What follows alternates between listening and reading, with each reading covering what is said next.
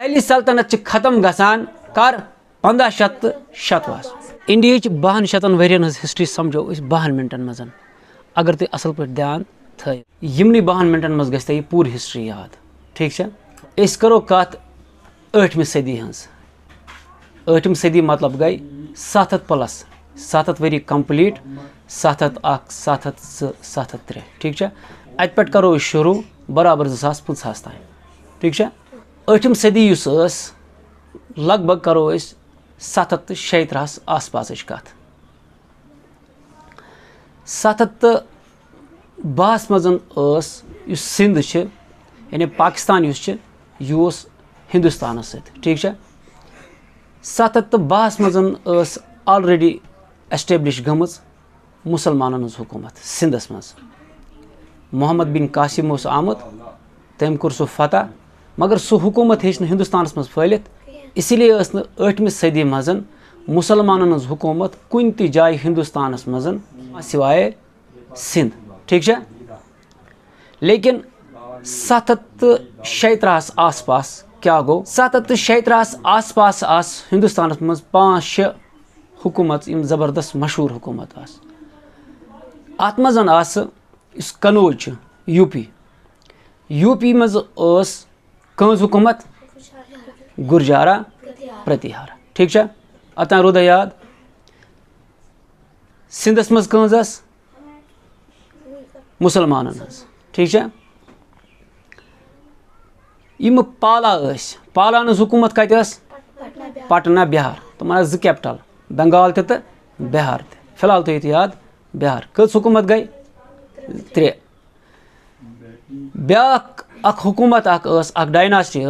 तिज हुकूमत कर्नाटका मज तुमन क्या वन राष्ट्रकूट गुरजारा प्रतिहारा पाला थोड़ा याद अमे अलाव हुकूमत हरियाणा मज कज तोमारो अलाव हुकूमत राजस्थान मज अजमेर अत हुकूमत चौहान ठीक है। वो कज कर कत अत 8वीं सदी मज कज हुकूमत मेन वारियान अमे अलाव तिक तुमन दोन यूनिफाइड कमांड हिंदुस्तान मज अलग अलग रियासत बटित ठीक है। तवे गो पत महमूद गोरी ते कामयाब गुरजारा प्रतिहारा हम कत कनौज यूपी ठीक है। शाबाश राष्ट्रकूटान हुकूमत कत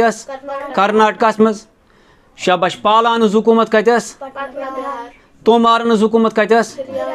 शाबाश चौहानन हुकूमत कत चौहानन वन चहमन ठीक है। तोमार हरियाणा पे बनावा पन हुकूमत कत दिल्ली बनावा कैपिटल अति तो गसान दिल्ली शुरुआत एज ए कैपिटल 736 मज 8वीं सदी मज वन 7+ 8वीं सदी मज बनान 736 मज दिल्ली कैपिटल ठीक है। अक हुकूमत कम हुकूमत तोमार डायनास्टी तोमार हुकूमत अत पे करो स्टार्ट ठीक है बराबर 2050 तान कि दिल्ली मज कम हुकूमत कम डायनास्टी हुकूमत आय करो न रूलरन हज कत कहें तेल बन वह लेंथ सह करो पे अलग कि कत डायनास्टी मज कुस रूलर आव ठीक है। गो पो डायनास्टियन हज तोमार करान दिल्ली पे हुकूमत 776 पे 1951 तान रोजान हुकूमत अमन पे गसान लड़ाई कमन चौहानन क्या गसान चौहान अमन हारनावान 1951 मज तो दिल्ली कंट्रोलस मज कमन चौहानन तो बनान दिल्ली कैपिटल कज चौहानन मज अहम रूलर सह गो पृथ्वीराज शाबाश चौहान करान हुकूमत दिल्ली पे कत पे कत 1951 पे 1900 ठीक है। अत क्लियर 1991 मज क्या गसान कि अफगानिस्तान ठीक अफगानिस्तान कत वनस पाकिस्तान ठीक है। अत हुक्मरान गजनी मज गजनी जाय ठीक है। यह पान गोरुक अमिस नाव महमूद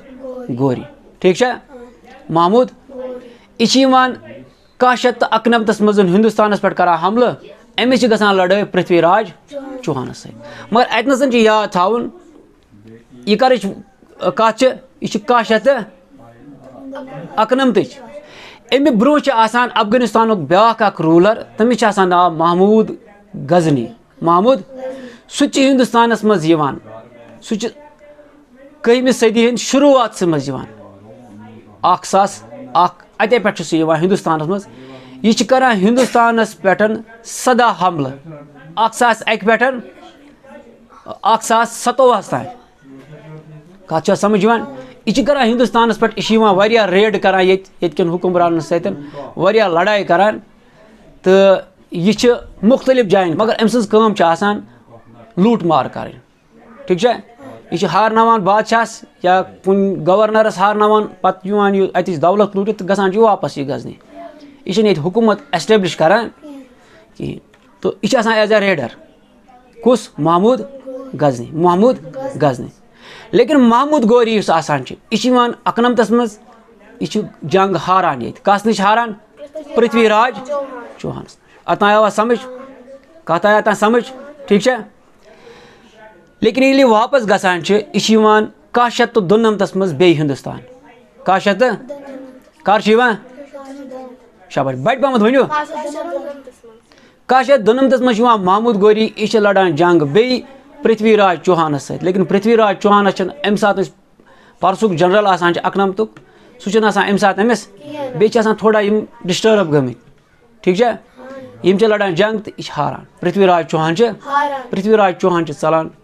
राजस्थान तो दिल्ली कस कब्जस मज महमूद गौरी अत आया समझ तोमार 776 पे 1951 तान 1951 पे 1992 कम आय चौहानस 1992 पे 62 तान कंट्रोल कस कंट्रोलस मज महमूद मगर महमूद गौरी पान ये रोजान कत समझ इसलिए यह दिल्ली सल्तनत हिस्स मानान यह पीरियड कत पे कत 1992 पे 62 बल्कि अम सुंद स्लेव आर्मी जनरल कुस आर्मी जनरल कुतुबुद्दीन ऐबक यह अमसी थावान ठीक है गवर्नर तो अम सी कंट्रोलस मज थावान गो दैट मीन्स कि इनडायरेक्टली दिल्ली महमूद गौरी सदिस कब्जस मज ठीक है महमूद गौरी करान हुकूमत हिंदुस्तान पे अहंद थ्रो ममलूकन हंद थ्रो यह करान 1992 पे 62 क्लियर 62 मज महमूद गौरी पान मरान महमूद गौरी इस कुतुबुद्दीन ऐबक यानी ममलूक यम करान डिक्लेयर हिंदुस्तानस एज इंडिपेंडेंट गवर्नमेंट ठीक है वन हमिक पाठ महमूद गौरी मूद पान तो पेवान बुनियाद दिल्ली सल्तनत पेवान बुनियाद कर पेवान दिल्ली सल्तनत बुनियाद 62 तो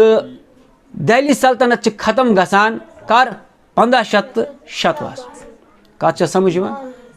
समझ कर दिल्ली सल्तनत बुनियाद पेवान 62 मज कर कतान 1500 मुसलमान हुकूमत हिंदुस्तान पे रोजान 2 फेजन मज कजन फेजन मज गई दिल्ली सल्तनत ब्या गई मुगलन वन कर दिल्ली सल्तनत बुनियाद पेवान 62 मज गोडनिच डायनास्टी सह स्लेव डायनास्टी ममलूक वन ठीक है अम हुकूमत कर हिंदुस्तान पे कत पे कत 62 पे 62 तान अम पे ब्या खानदान ब्या डायनास्टी सह कुछ डायनास्टी खिलजी डायनास्टी कुछ खिलजी कत पे कत हुकूमत कर 62 पे 63 तान ठीक है खिलजियों पतन तुगलक हुकूमत कर 1320 पे 1414 तान तुगलकों पे सईद कत पे कत हुकूमत कर 1414 पे 1451 तान सईदों पे लोधी क्या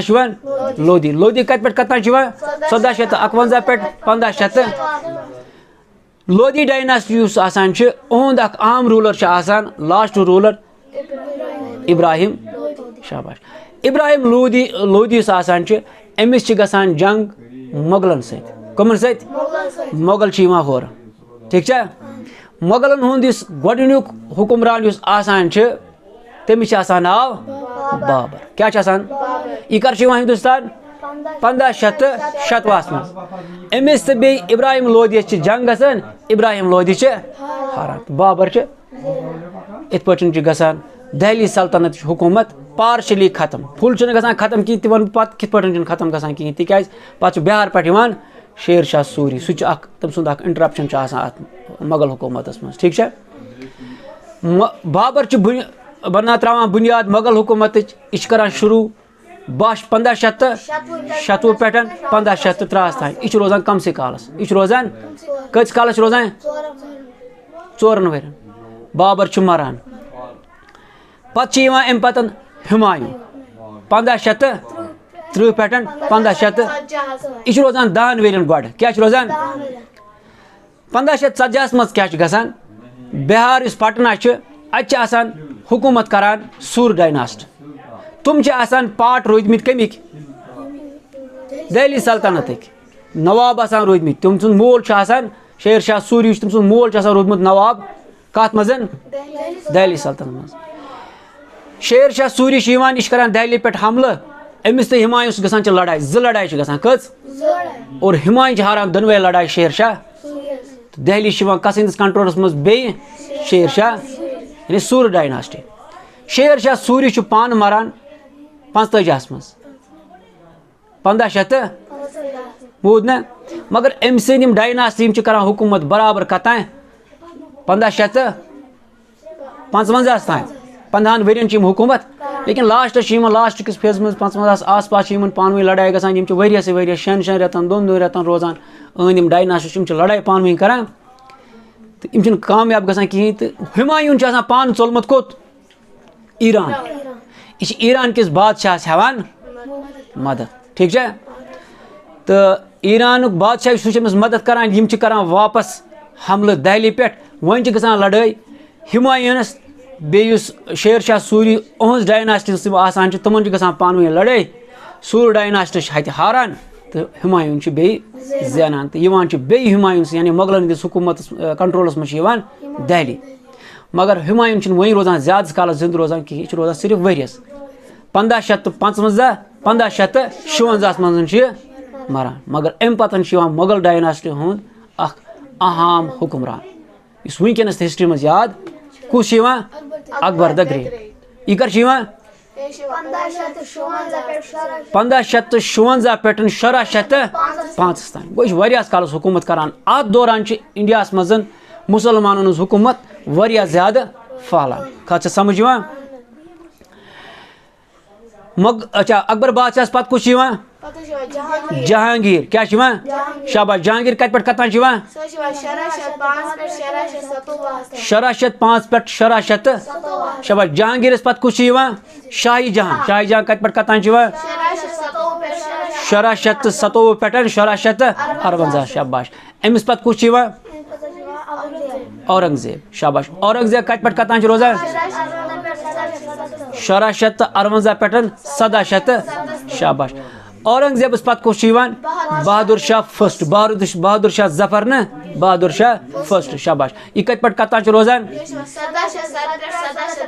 1707 पे 1762 यह रोजान कम सी कालस अम पे जहांदर शाह शाबाश कुछ जहांदर शाह कत पे कतान रोजान शाबाश 12 पे यह रोजान वरिया शाबाश जहांदर शाह पे कुछ फारूक सियार कुछ फारूक सियार कत पे कतान रोजान 1703 पे 1700 शाबाश फारूक सियारस पतन मोहम्मद शाह रंगीला यह अयाश यह मशहूर हिस्ट्री मज शाबाश यह कत पे कतान रोजान यह रोजान वरिया कालस 1719 पे 1748 तान ठीक है फारूक मोहम्मद शाह रंगीलस पे अहमद शाह ठीक है अहमद शाह कत पे कतान रोजान 1748 पे 1757 तान ठीक है अमि पत कुछ आलमगीर सेकंड शेख ठीक है आलमगीर सेकंड यह कतान रोजान यह रोजान कम से कम आलमगीर सेक्ट पे पत हुक्मरान यह रोजान वारियास कालस अम सी दौरस मज पूर जवाल सह कुछ शाह आलम अम सिंदिस दौरस मज होर अंग्रेज पूर पठन हिंदुस्तानस फालान यह कमजोर गसान शाह आलम रोजान वारियास कालस यह कतान रोजान 1759 पे 1800 अम पतन अकबर क्या Akbar second Akbar the great ने अकबर सेकंड ठीक है यह अम सिंद खोत नाअहल ठीक है यह कतान रोजान 1806 पे 1817 तान ठीक है 1817 पे 1857 तान 1857 तान कुस बहादुर शाह जफर यह लास्ट हुक्मरान मुगल डायनास्टी पे 1857 मज पे अमन ख्याल क्या ना लड़ो अंग्रेजन खिलाफ क्या करो अंग्रेज हिंदुस्तान मज ब्रो वारिया ब्रो मगर यम पोशान